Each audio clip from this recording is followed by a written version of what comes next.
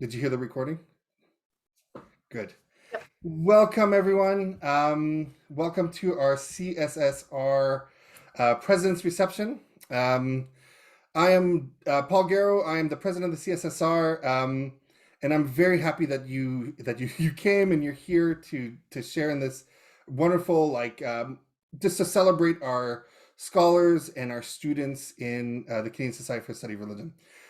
Before I begin even further, everyone can hear me? Thumbs up, right? Good. I hate talking to myself, which is what scholars often do, right?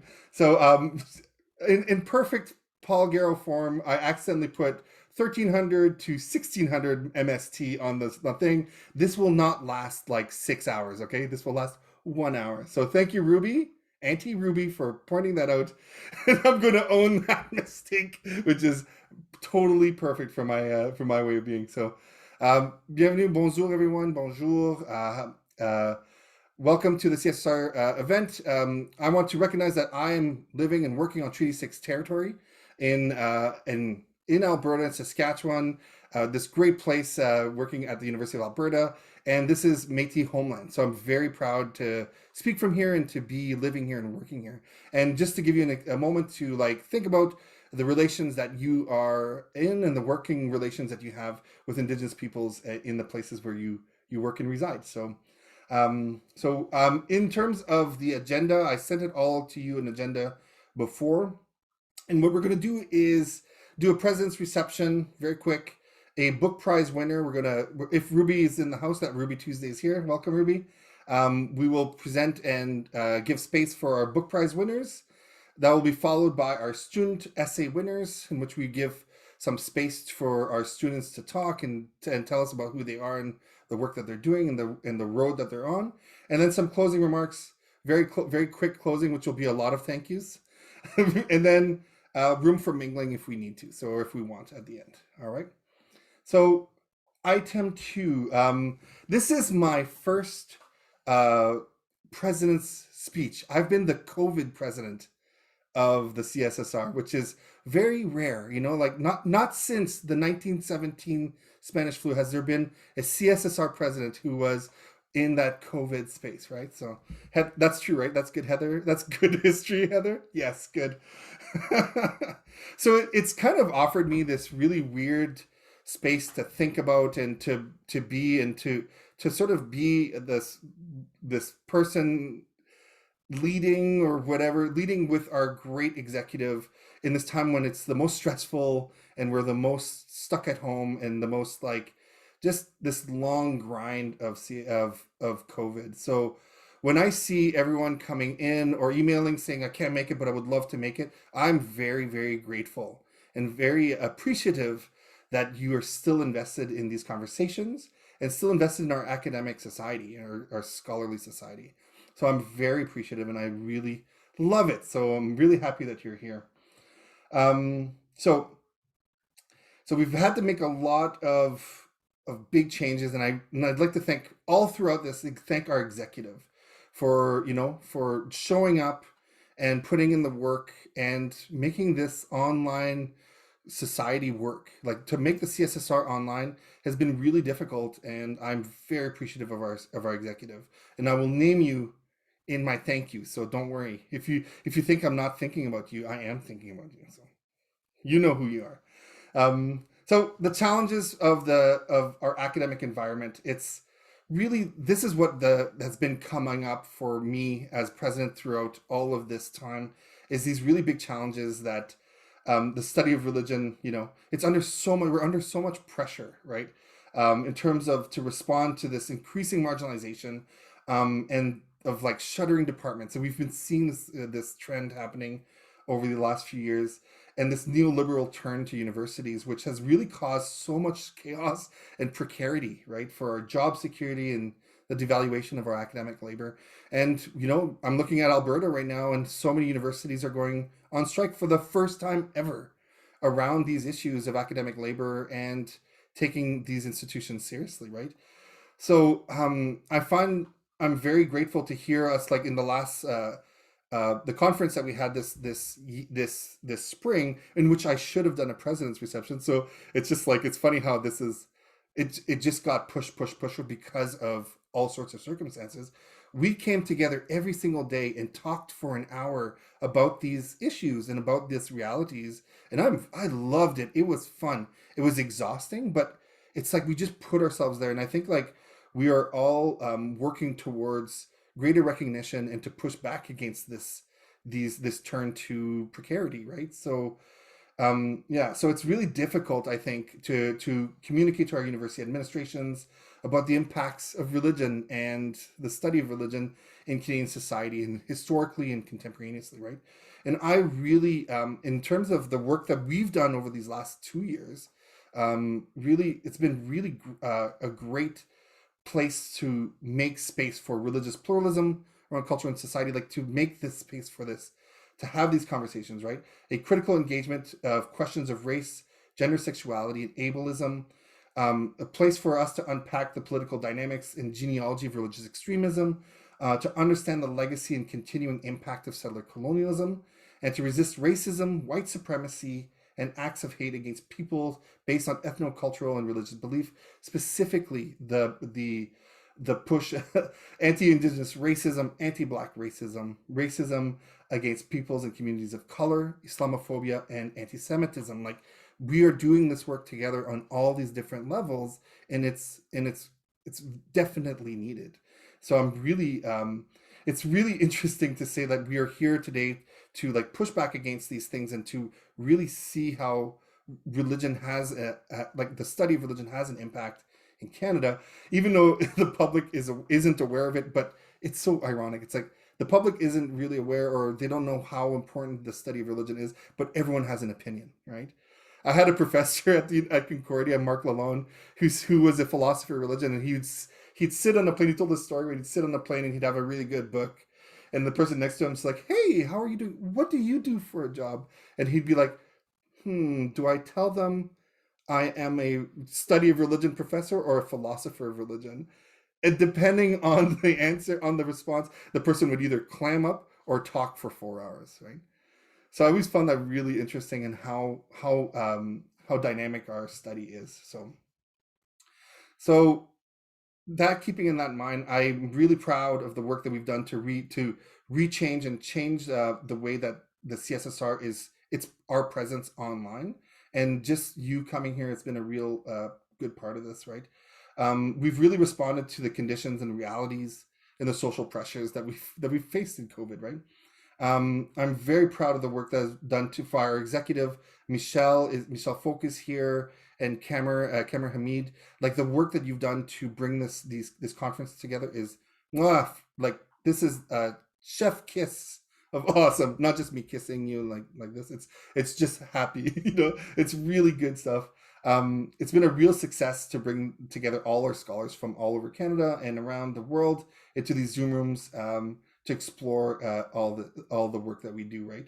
And I'm also we're looking forward to this next spring conference, which I'll probably do a president's reception a lot closer, closer to the AGM, but to bring again our work together and to challenge ourselves in this pressing time of honking trucks and COVID stuff, right? So yeah. So, and then a last thing I want to draw attention to is this webinar series that was initiated by our amazing membership secretary, Sarah Wilkins Laflamme.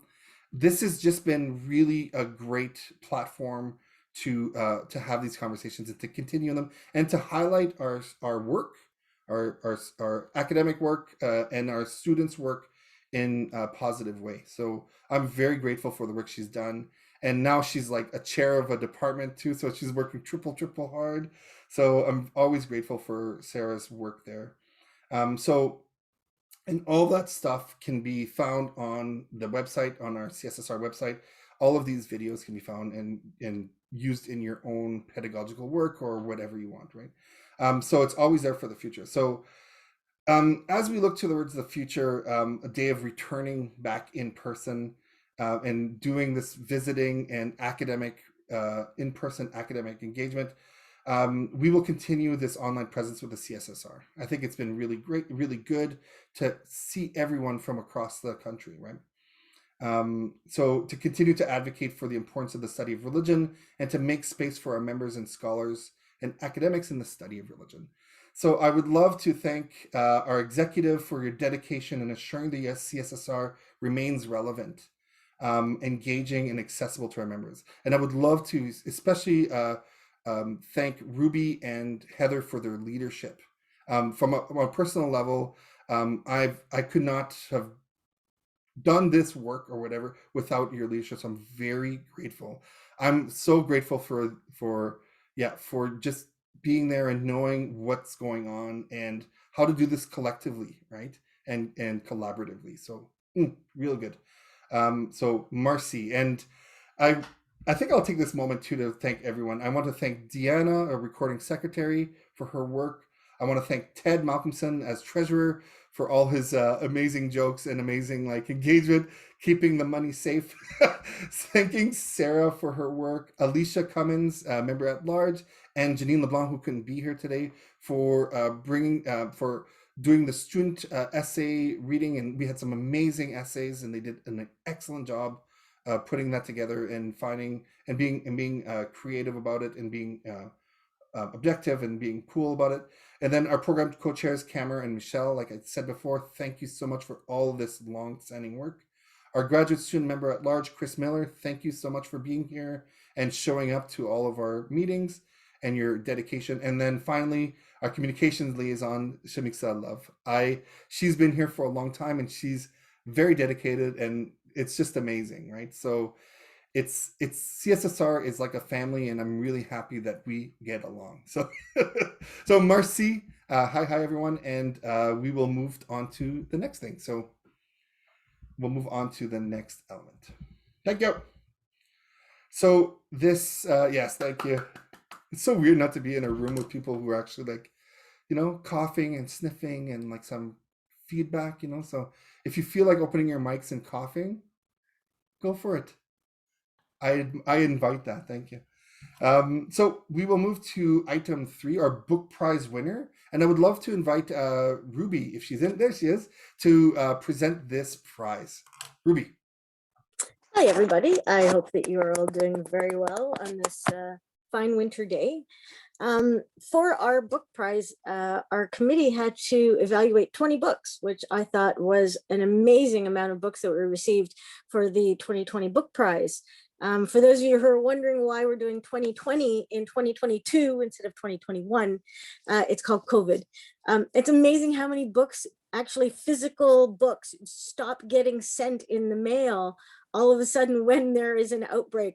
And because they were coming from all over the world, we were getting books from England and Germany and the United States. They sat in mail depots for months and months. So we basically allowed a lot of leeway for the books to arrive to us to give to the committee members. And so I would like to thank all of the submitters and all of the nominated people whose books were submitted for an amazing read for our committee members. They loved them. But the winner, there can always only be one amongst many who are peers. This year, it is actually my privilege and honor to present both Dr. Pamela Dickey-Young and Heather Shipley on their book, Identities Under Construction, Religion, Gender, and Sexuality Amongst Youth in Canada, 2020, McGill Queen's University Press. Congratulations. We, as a committee, look at multiple areas of the book to see how they stack up against each other so that we can have a very objective perspective. We look at relevance, the content of the book, the argument, whether it is well supported, communication of thoughts and ideas, as well as healthfulness in terms of whether the book will be useful in classrooms, to other educators, and to other scholars. And I would like to give you a short synopsis of what our readers thought, why this was the winning book for 2020. The book gives us insight into youth engagement with religion and the relationship of religion with gender and sexuality. It is an intersectional look into the social dynamics between gender, sexuality, religion, and youth experience. It offers an exposition of these dynamics and the ways the younger Canadians are navigating diversity in the changing landscape of Canada. It draws on both qualitative and quantitative methodologies, and basically amazingly interviewed a large number of Canadian youth, almost 500, staggeringly, which I found very impressive. It was quite extensive. The methodology draws on feminist and queer theories to help readers understand the complexities of conversations and experiences. It is written in an academic fashion, but is still accessible to those outside of religious studies and will undoubtedly prove useful in other disciplines. The author's attention to the complexity and nuances of the conversations is of great value to the reader, and the way that we can understand the thoughts and ideas portrayed in the book are done excellently. The authors are introducing new ways of thinking and talking about religion for understanding youth and identity, which will prove useful for future studies and for sexuality, gender, and diversity studies. Thank you very much for an amazing book. And just so you know, it's on sale for $32.95 paperback at MQUP online. With that, I would like to, yes, thank you very much. With that, I would like to present Dr. Pamela Dickey-Young and Dr. Shipley to present their work to us and talk to us about their book a bit. Thanks. Heather and I agreed that I would get to go first. You can hear me, right? Yep. Yes. Okay, great. And then that way I get to say what I want to, and then she has to figure out how she's going to fill it in. Anyway, yes. So there's the book. We're very proud of it, I have to say. It's an honor for us to win this prize. It really, really is. And so thanks, first of all, to the CSSR and to all our peers who read all of those books and had to adjudicate them. I've been on the other side of that reading, so I know it's not an easy job to do. So thanks so much. Now, first of all, Heather Shipley. Heather Shipley is the best co-author imaginable. I could never have worked on this book with anybody else, I don't think. She's smart as a whip, she's good humored, and she has just the right amount of attention to detail, which worked very well for us as we were putting the book together and writing the book. So this project, in fact, was her idea. I can't take any credit for the idea that we should do this project. It was Heather's idea. And she got me on board, and I was happy that I was able to say yes really quickly, but there would be no book without the idea that Heather had. So it didn't take a lot of convincing. But it was her that thought we could do this research. And then over time, we tried to figure out what this research was and how to do it. We also want to thank, or at least I want to thank, the Religion and Diversity Project, and especially its PI, Lori Beeman, for funding a lot of the work that we did and for all of their support along the way. Kathy said, she's heard a version of this book. I mean, all of you have probably heard a version of this book somewhere along the line. And so yeah, we had a lot of chance to work with the ideas while we were working on the book. And that was really, really helpful, I think. We have to thank, too, Ian Cuthbertson, who was our amazing research assistant. Ian did all sorts of things. He's the best research assistant I had in all of my years of teaching, and he did a really, really great job. So we thank him. We have to thank Andrew Yip, Sarah Jane Page, and all the people who worked on their project in the UK as well, because they were so generous to us with their questionnaire, their time, their interchange back and forth. And so we're really, really grateful to them as well. Thanks to McGill Queen's Press, who thought this was a good idea from the beginning and who worked with us to get it out. During COVID, not an easy task, as you know. Fortunately, we had the draft done before COVID, so that was the good news. But oh my goodness! And to the Federation for the Humanities and Social Sciences for the ASPP grant that allowed it to be published. And all along the way, lots of people heard the presentations, lots of people read the drafts, lots of people read the articles, and we got great feedback. So we're really grateful for that. But of course, there couldn't be a book at all without the hundreds of young people that we surveyed, interviewed, had video diaries from, and who generously shared their lives, their ideas with us. Sometimes we learned way more than we ever expected to hear from them. It was just amazing. We learned so much about evolving and changing notions of identity, about the ever-changing interplay between religion, non-religion, sexuality, and gender. What we see is, I think, the book's a snapshot. It's already outdated in all sorts of ways, and yet it does some, I hope, foundational work that people can draw on when they do similar projects and think about similar things. So it's a valuable snapshot, we think, of a group of young people in Canada who are actively engaged in creating their own religious or non-religious sexual gender identities. Of course, a lot of work still remains to be done. And so there's a lot that, Heather's taking some of that work forward. I'm retired, so I'm not taking that work forward. And I hope some of you are going to continue that kind of work too. So thanks very much. Really appreciate it.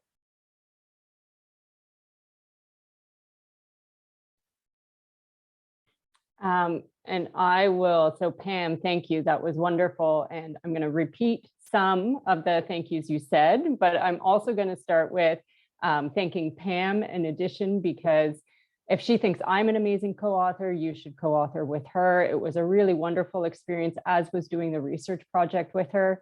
I remember when I proposed the idea to her, and I was a newly minted PhD. She had been on my dissertation committee. It was so exciting to me, the idea that I'd be able to work with Pamela Dickey-Young. Like, that to me was just such a wonderful idea, and it still is. She now kicks my butt quite regularly at Words with Friends, so it's sort of full circle. That's where we've ended up now. But it was just such a wonderful experience, I think, to learn more together over that period of time. As Pam says, thank you so much to the Religion Diversity Project. I'm looking at a number of folks here who I know heard a number of different presentations of this over the years. To Sarah, Lori Beeman, absolutely at the head of that project, who heard a lot of versions of the presentations over the years and read a lot of drafts. To Sarah Jane and Andrew, who were really wonderful. And to the CSSR, of course, not just for the award, but for being kind of the community that we came to every year with some of this work and other work that we were doing. I always describe our conference as a family reunion. And it really feels that way when we all come together and talk about our ideas and what we're doing. And to McGill Queens, all of the same sort of thank yous that Pam has mentioned. I wanted to, as I was coming home from work today and I was skirting around downtown Ottawa and just thinking about what you said at the outset of this, Paul, there are a few things I wanted to think about that tie into what Pam said, what this book is about, and what we as scholars of religion do that relate to one another. One is the use of the word occupation right now to describe what's happening downtown Ottawa as we are on unceded Algonquin territory, just what the implications are, what we think we're saying when we use that word in relation to what's happening downtown. The use of the word freedom, I think, is also should be challenged a little bit, as they freely do a number of things as they're blockading the center of Ottawa.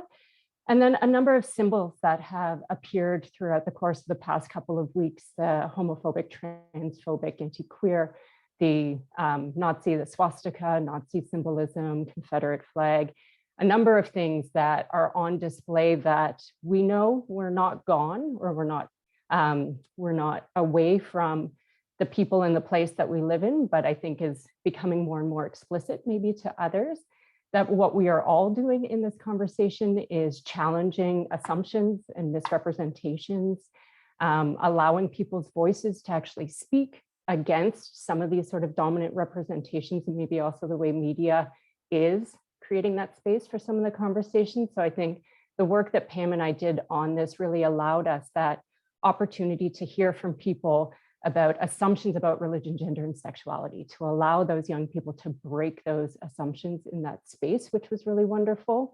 I think it's all tied to the fact that our work continues to always be necessary and critical and important. And a discussion of downtown Ottawa and other places across Canada right now are a part of that. And as Pam says, I just look forward to the ways that all of this, we can contribute to it, but that all of this carries forward.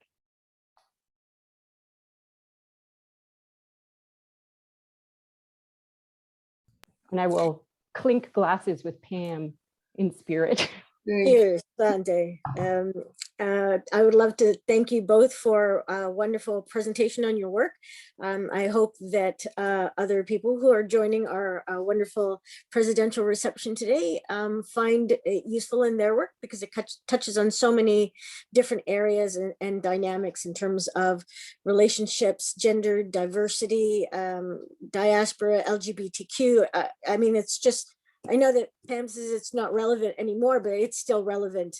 So if you want to know what's happening in the conversations of questions and answers that are being missed in the regular conversation, this is a great book that mines into that area. So thank you very much for your publication, and hopefully we'll see each other soon, and I'll let Paul take over the rest of the meeting. Thank you. Michael has a little wine goblet in his icon. How can we get that? That's all I want to do now. Thank you so much. That was great, Ruby. Thank you for doing that great presentation. And Pamela and Heather, wow, this is really incredible. I think I see here, like, Rachel's talking about using this in her class. Like, we can use this in our work, just in our own, like you said, Heather, our own critical understanding of the political dynamics that's going on in this country, as well as how we talk about religion and talk about these incredible experiences that we have, and to reach to better understandings of difference and engagement, right? So thank you. Merci, everyone.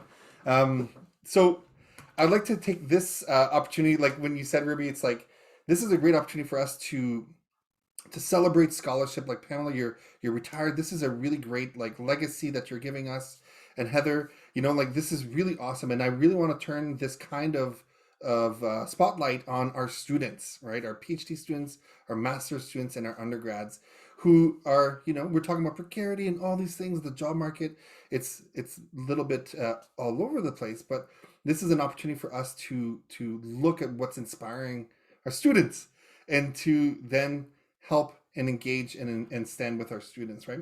So in this little moment here, I will sort of outline the different presentations, and we'll go one by one and invite the student winner of our student essay contest to just come on, say hello, and sort of just speak a bit about the work that they did, and then where they're heading in their work and what's inspiring them, what's going on in the future as people who study religion, right?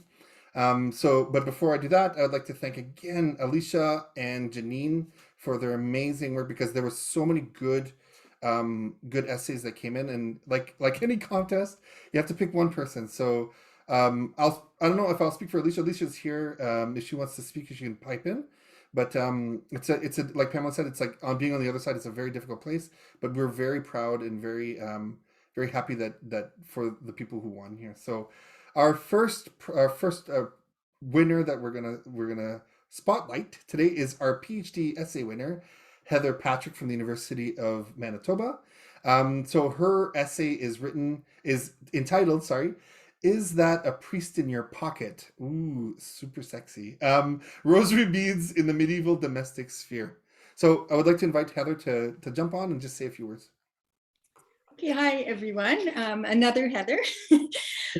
First, I'd like to thank the CSSR and Paul and the organizers, the essay committee, and to extend congratulations to Dr. Zhang and Shipley, and to the winners in the other categories, and to all those who entered. Thank you too to the attendees. It's nice to have a little bit of a captive audience, and I see some of my cohort from the University of Manitoba here, so thank you. I'm honored and humbled to have been chosen for this year's doctoral essay prize. And as you no doubt can tell, I'm what a former chair of my department politely called a non-traditionally aged student. So, actually, that was at the University of Winnipeg where I did my master's. But one of the things that has pleasantly surprised me about returning to academia later in life is how much the academic world is and has become a space that's age blind. I'm not so sure that my generation 20 plus years ago would have been so welcoming of a student my age. But of course, there's still lots of work to be done in terms of equality in critical areas such as gender and race and ethnicity. But we've made great steps in terms of age, I would say. I don't come from an academic background or family, but I've always felt academia is where I belong, thus returning to university later in life after raising 4 daughters who are now in their 20s. There's even a brief period of time when we all attended the same university for our undergraduate studies. I'm not sure they appreciated that as much as I did, but anyway, it's been a fun ride so far. So the subject matter of this particular paper that won the award, Medieval Rosary Beads in the Domestic Sphere, is a little bit outside the purview of my research, where my focus is first through 4th century early Christian and Greco-Roman sacred texts. And in that focus, I'm especially interested in what I argue is kind of our contemporary scholarly failure to recognize satiric and parodic elements in those texts that we've labeled sacred. But anyway, this paper was actually a bit of a passion project, and it was inspired by one of my frequent visits to Toronto to visit my sister Rebecca, who actually recently passed away, unfortunately. But on this particular trip, we decided to go to the AGO, to the Art Gallery of Ontario, and we stumbled upon this absolutely fascinating exhibit of 16th century rosary beads. And each of these beads in this particular collection was the size of a walnut or a golf ball, and they're hinged so that they open, and inside the beads, they're made of boxwood, are these intricately carved 3D scenes, primarily biblical scenes. And I just became fascinated with these beads. So anyway, the paper I submitted is actually what I conceived of as a 2-part series. And the second paper I'm working on right now, it's in draft, and it addresses specifically those 16th century carved beads. But the first one was what I thought I needed to do as preparatory work to write the eventual paper I wanted to. So it was a kind of deep dive into rosary beads of the early medieval period. And in this paper, I attended to this multifaceted power of these medieval rosary beads. I first examined the beads through a Foucauldian lens as these kind of ever-present reminders that power of the church extended into the home and even to the body. And then I turned to an exploration of how the beads operated from the perspective of their users, sort of as media through and in which clergy and laity alike apprehended the created world and communicated directly with the divine. Since submitting the paper last spring to CSSR, I've revised it substantially so as to do a better job, I think, of situating my study more specifically in the larger field of material religion, and to attend to scholarly discussions on object agency and mediation, those sorts of things. And I conducted more archival research looking through extant medieval judicial accounts of the beads that were bequeathed in wills and things like that. And as a matter of fact, just yesterday, I hit the submit button to the Journal of Material Religion with this paper, so as to hopefully begin that long process of getting the paper published in a scholarly journal. So that's it. I'm at my stage in my doctoral work. I'm completed my research, completed one of my languages, and right now studying for my candidacy exams, and hoping to work on more papers for publication. Good. Thank you, Heather. This is amazing. Congratulations. Thank you. Pressing submit on an article is like, what? It's like looking into the void, right? Sometimes. And I appreciate you talking about mature students, because like I was a mature student. This is a great place for mature students. It's great. So I'm really appreciate it. Thank you. Congratulations again. Now we'll turn to our MA essay winner, Jessica Lynn Gibson from Memorial University. Woo, Munn. In her essay called Queering the Canon, Citra Ganesh's The Eye of Times as a Revelation of Silenced and Erased Voices and Bodies in the Hindu Narrative. Congratulations, Jessica. I invite you to say a few words. Thank you so much. Can everybody hear me? Yes. Okay. Yeah, I feel very honored to win this prize. Thank you to everybody that adjudicated the papers and all the organization that went into this. And thank you so much to two of my professors, Dr. Pat Dold and Dr. Jennifer Selby, for all their support and encouragement and their generous help with editing. So basically the paper that I wrote to submit to this conference, this award, what is like kind of the basis of my MA thesis. So I'm just like looking at Chitra Ganesh's Eyes of Time, which is like an installation piece of the goddess Kali, but it's like a reimagined like view of the goddess that, you know, kind of teases out narratives and perspectives that aren't usually seen in like traditional Brahmanic or Sanskrit, you know, texts or versions of this of Kali. And yeah, my research just like tries to show how artists like Ganesh highlight how underrepresented bodies or voices are also part of the narrative, and they could be, you know, buried beneath much of the traditional canon. So basically I kind of like look at it from like a queer feminist perspective, and yeah, try to, you know, show other voices that aren't present in the dialogue. And for the future, first of all, I need to finish my MA, but maybe in a couple of years, I would love to do a PhD, maybe sometime, maybe an interdisciplinary one.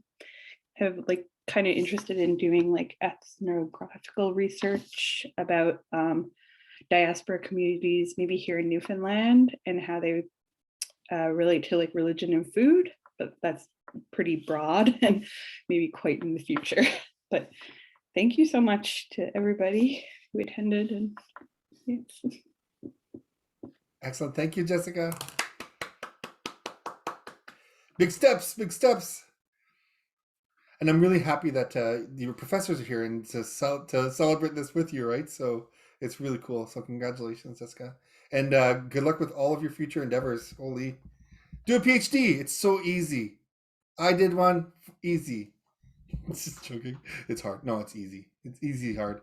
Now for our undergrad essay winners. I'd like to invite our first prize winner, Liam O'Toole from Bishop's University, which is really fun. It's really fun. I don't know why I said that. I've been to Bishop's. It's a great university. I love it.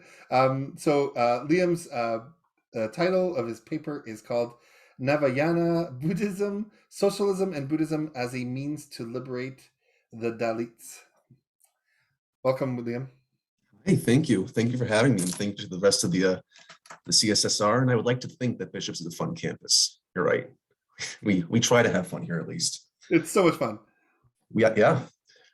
I originally wrote my essay, my submission for a class called Eastern Religions.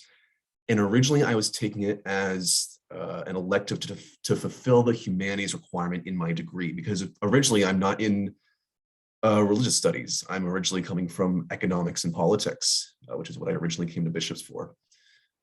But as soon as I took the class with Dr. Ildiko Glazer-Hill here at Bishop's, I instantly fell in love with the study of religion, which is a really good turning point for me, which is why now a lot of my research for independent studies and my thesis, my undergraduate thesis, are focusing on the intersection between labor and the study of religion. Yes, a convert. That's actually exactly what my chair said as well. Specifically with this essay is I was originally very interested in the concept of liberation theology, and Navajana Buddhism seems like sort of the equivalents that you would see in a lot of the Vedic religions. Navajana Buddhism translates very roughly to New Vehicle Buddhism, and it was developed in 20th century India by this scholar and statesman named B.R. Ambedkar. And if any of you are up to date with your colonial Indian history, he's a very well-known figure in Indian education. And his main area of expertise was learning and articulating issues about the Dalits, which are sort of this outcast de facto caste in India, in the caste system. It's a group of people who originally rejected the caste system in India, and as a result, they're ostracized from a lot of the faucets and the institutions in Indian society. And as a result, they live in very poor socioeconomic conditions, and they also live in a lot of social ostracization, which is translated to later generations still living those same conditions, even though India has done away with much of the caste system, at least legally and institutionally. Navajana Buddhism really takes the traditional tenets that you see in a lot of orthodox strains of Buddhism, but it's adapted by Ambedkar to sort of synthesize it with a lot of socialist and Marxist tenets, because he believed that the two represented, a syncretic belief in the two would represent a good way for the Dalits to liberate themselves and bring them back into the fold of mainstream Indian society. At the same time, Ambedkar was both very critical of Marxist groups of his time, particularly Maoists, and he was also very critical of some parts of Buddhism, which led to his works being very controversial in academic Buddhist circles. In particular, he didn't believe in individual karmic transmigration, which is the typical conception we all have of karma, right? You do good things in life, you get positive karmic points. You do bad things, you get negative ones, and you either get reincarnated into a butterfly or you ascend your way to the heavens. And instead, he believed in what he called a scientific revision of Buddhism. And instead, he believed in a collective consciousness where all of our karmic points would collectively go into one pool, and it would determine our karmic fate in the future and how we all got reincarnated together.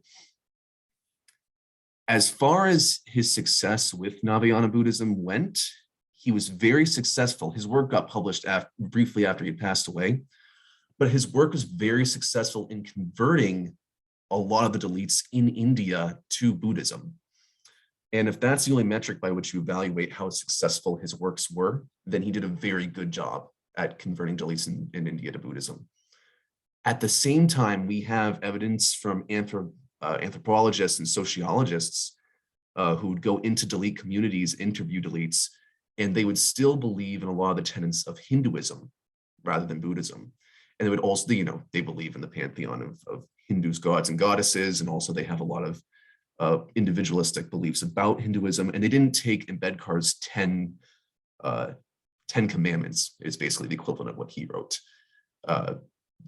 They were very much still practicing Hinduism rather than Buddhism, even though a lot of them would have pictures of Karl Marx and Ambedkar and the Buddha on their wall. They didn't really adopt a lot of those tenets. They just knew that Navajana Buddhism is it went against what they didn't like about the caste system, about mainstream Hinduism in India. They recognized Navajana for what it wasn't rather than what it was. And if you go really deep into Dalit studies, which is sort of this respective in standalone field in academia, they go way deeper into this. And it's so interesting to go down that rabbit hole. But that's the extent of what I wrote about in my submission. And as far as my future goes, I'm currently in my third year, so I'm considering graduate programs right now, particularly in sociology and political studies. And I'm right now still contemplating if I want to stay in Canada or if I want to go back home to Massachusetts. So that's it for me. Cool. Thank you, Liam. That was interesting. Holy man. Congratulations. And good luck with your program and what you're going to do in your future. This is really good. To be inspired by something like the study of religion, like that's great. To be a convert is a little bit on the nose, I guess. I don't know. Everyone's like, I'm a convert too. You know, it's like, it's so amazing. So congratulations, Liam. Good job. Our second prize winner is Devin Munn from the University of Waterloo. The title of his article is Female Religion and the Habit After Vatican II. Welcome, Devin. Hi, everyone. Thank you very much. This is a really lovely prize to get and to have my essay acknowledged in this way. So thank you. And it's really good to be here today. So this paper was written for a final year, one of my fourth year classes at the University of Waterloo called The Body, Dress, and Religion. But in some ways, it's a product of two courses. I was also taking a course on the documents of the Second Vatican Council at the same time. These kind of interacted in my mind, and I found this time period in the church a really fascinating time period, just for the effects it had on the church, but wider society as well, in terms of secularization and things like this. So I wanted to focus on this time period of Vatican II and beyond, and right up to present day. So there was lots of resistance to the abandonment of the religious habit for female religious after the Second Vatican Council.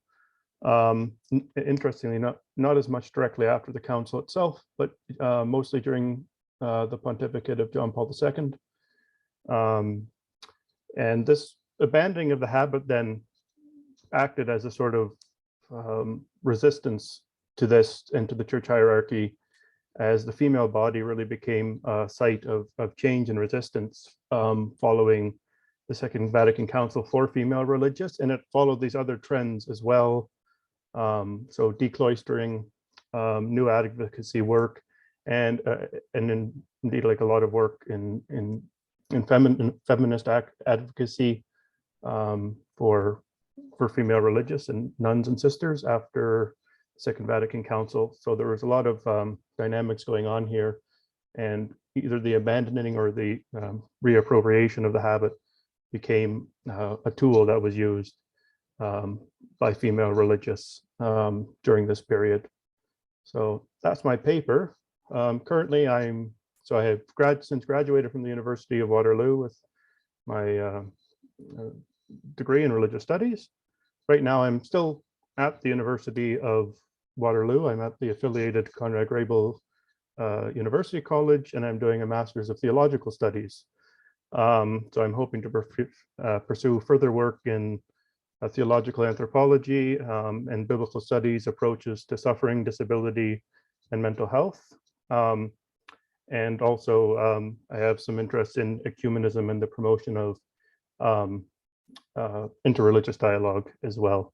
So that's about me. So thank you again, everyone. And it was really good to be here. Congratulations. Congratulations on graduating. Holy man. Time to do a PhD. It's so easy. So easy. Good job. Congratulations to all of our students. Thank you for your dedication and to take that risk of publishing, right? So we're very proud of you and we're very happy for you. Right on. So in closing, again, thank you, Ruby, and to Janine and to Alicia for your hard work in figuring this out and making everything really good and fair. In closing remarks, I just want to again thank our executive. I've named all of our executive. Hopefully I didn't miss anyone. That's probably my style, to miss something. Like I said to Ruby, like this is not going to go till 4 o'clock. Thank God she caught that from 1 to 4. Like horror machine here. So anyways, thank you again to our executive for being so dedicated, for showing up, and for doing for being there, and to making this work that we do collaborative and not a power thing or anything like that. It really is like a family, and I'm very proud of that. So merci everyone. And this comes to an end for our president's reception. Thank you for coming. We're very, very proud of you, very happy for you, and I hope that we can continue producing amazing work together and sharing this work together. So, merci, hi, merci beaucoup tout le monde, et à la prochaine. And actually, I'm going to press a pause on the thing.